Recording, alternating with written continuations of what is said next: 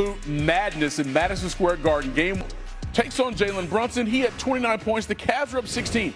They got up to 22. And entering this game, teams up 22 in the fourth quarter were 594-1 over the last 30 postseasons.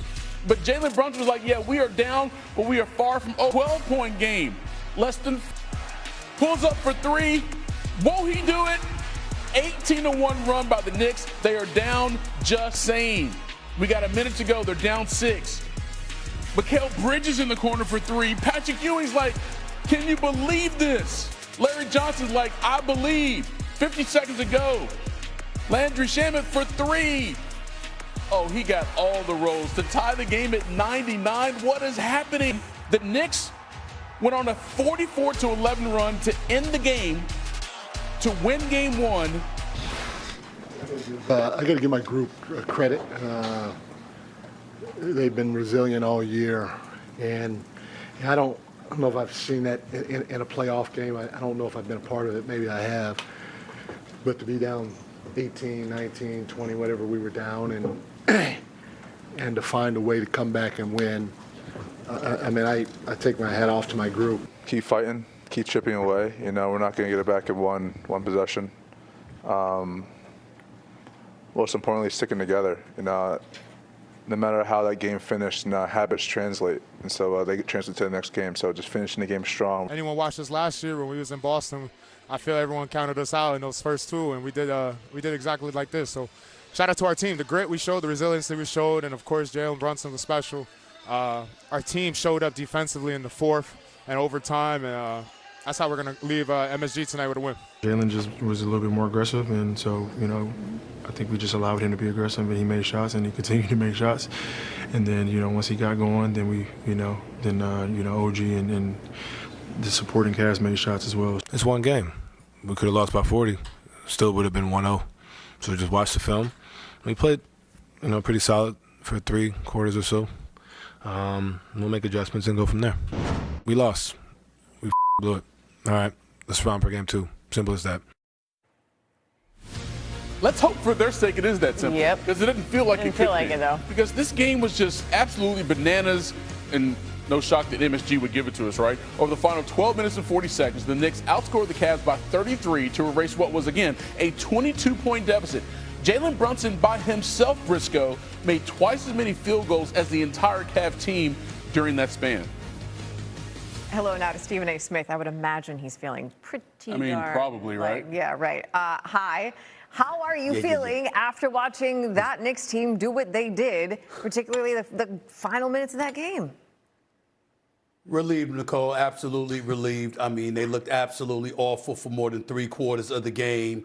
And then after that, it was 7 minutes left. They were down 22. And then all of a sudden, Jalen Brunson goes ballistic and literally should be arrested for the assault that he put on James Harden. Just abused him at every single turn.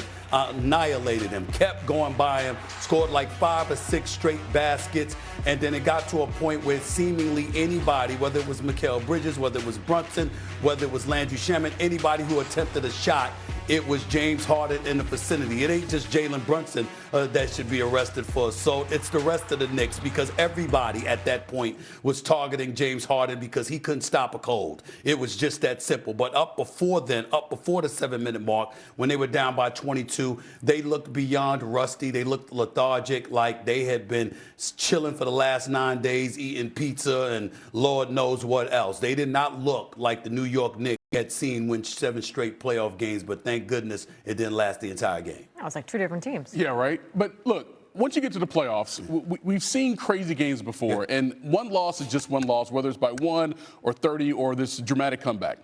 But my thing is, if you're the Cleveland Cavaliers fans right now, if your team could not respond in the moment to that run in the fourth quarter and then get blitzed in overtime, how can you respond in game 2 at all? Was a very legitimate question. We'll see if they have an answer. I don't think they will. Last year, when the New York Knicks blew their first game against the Indiana Pacers, we knew they were in a world of trouble because it was that devastating of a loss. I think this was even worse for the Cleveland Cavaliers. It was unquestionably a choke job. Make no mistake about it. It was a choke job. You can't collapse like that.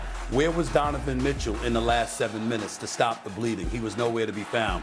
James Harden had tied it at 99, but that was the only thing he did right other than drawing an offensive foul from Brunson in the last 7 minutes. Aside from that, he was getting abused by every Knick in sight. So when you have that going on, you know it's a problem. And why did it end up that way, Nicole and Michael? It's very, very simple. Mike Brown deserves a lot of credit because what he did was he took Josh Hart out of the game.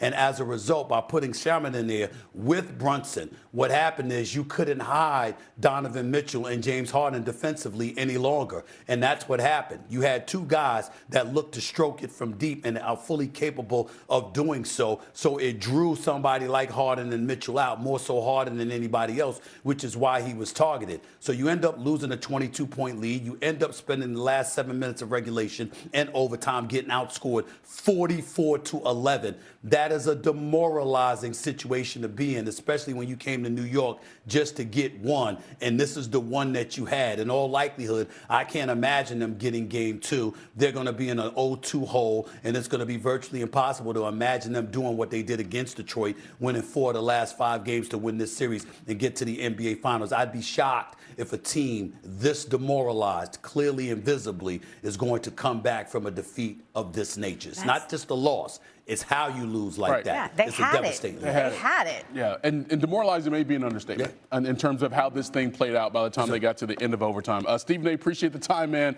I wonder what First Take is going to be like. Oh, it's going to be nice. It's going to be orange and blue skies, baby. Orange and blue skies. Kittens and rainbows.